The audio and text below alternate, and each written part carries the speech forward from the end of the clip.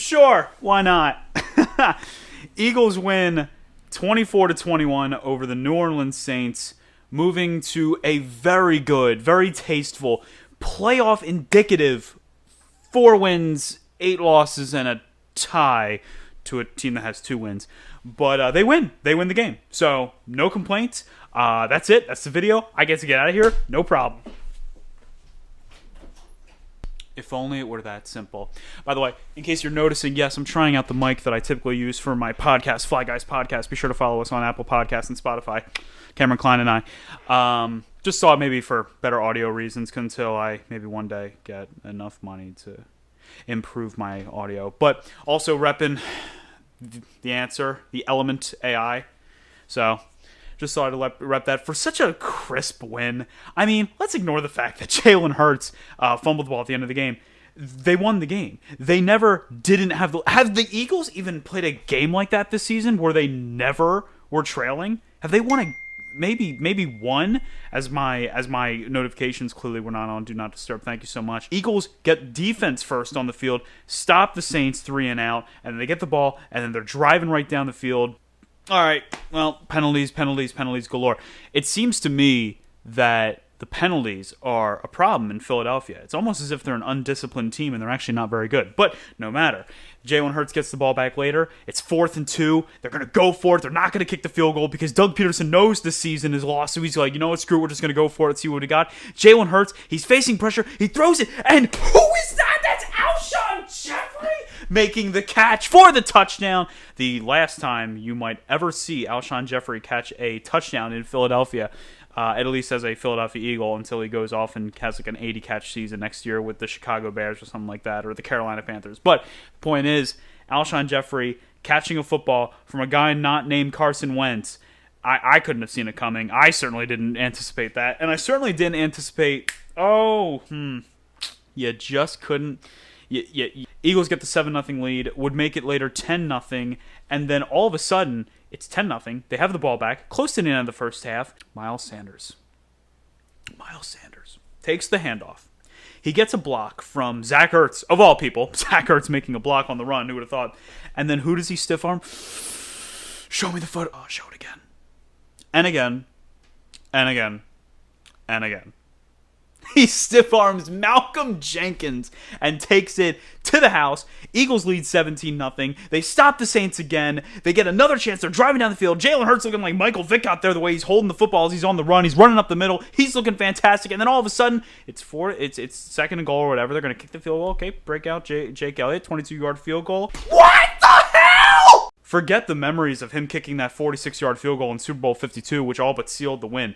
Forget the 61-yarder against the Giants, where he not all but sealed the win. He simply sealed the win. Forget the time that he all but sealed the win against the Giants in 2018. Forget the game-winning kick against the Texans. Dude, you're as mentally blocked up here as Carson Wentz is right now. I'm not going to be mentioning anything more about number 11. This is not an indictment on him.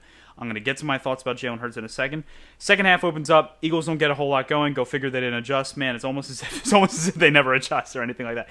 Saints march down the field. They would end up scoring 14 unanswered points. Do you care? Do you really care about that? All you want me to talk about is Josh Sweat and Javon Hargrave. Well, Hargrave especially starting to live up to that contract. But Josh Sweat, the 4th-round pick out of Florida State, who was once considered to be a first-round pick, if not for a horrific injury, gets the strip sack on Taysom Hill towards the end of the game. Eagles would punch it in, make it 24-14. Who cares that it was 24-21 and that the Saints kind of should have recovered that onside kick but didn't?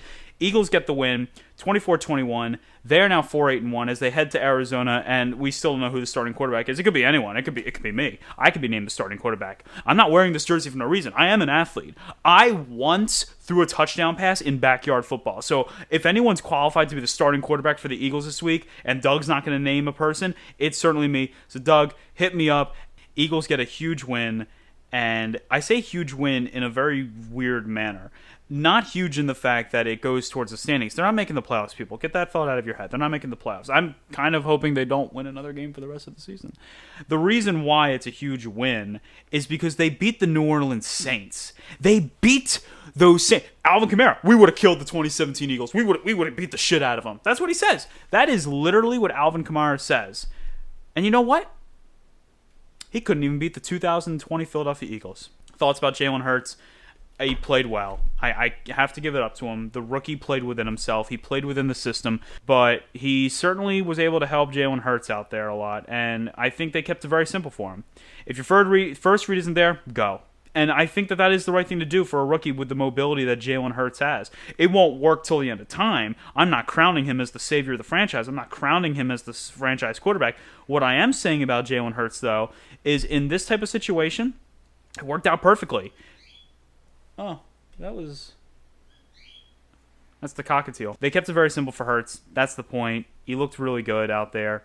And I thought that he definitely earned another start next week against Kyler Murray. It's going to be great for him to get the chance to go up against a guy like Kyler Murray in Arizona. He might be able to learn a thing or two. Let's see what he's got. He clearly has something to his game. I'm willing to admit that much. And that's about as far as I think it needs to be taken. For Bleeding Green Nation, this has been Justin Goodhart. Be sure to check out the Kiss and Solak Show. Be sure to check out all the articles from Brandon Lee Gouton, Alexis Chasen, and always follow Babes on Broad. Seamus Clancy's Patreon link down below. And also, you can check out the Fly Guys podcast. We're doing some pretty cool things. I actually did an interview with Chris Malley from 4th and John. So if you want to check that out, I can. I don't know if I will post the link to that, but you can always follow me on Twitter at GoodhartJustin, and I'm sure you'll find it there. So long, and it's Hurts season.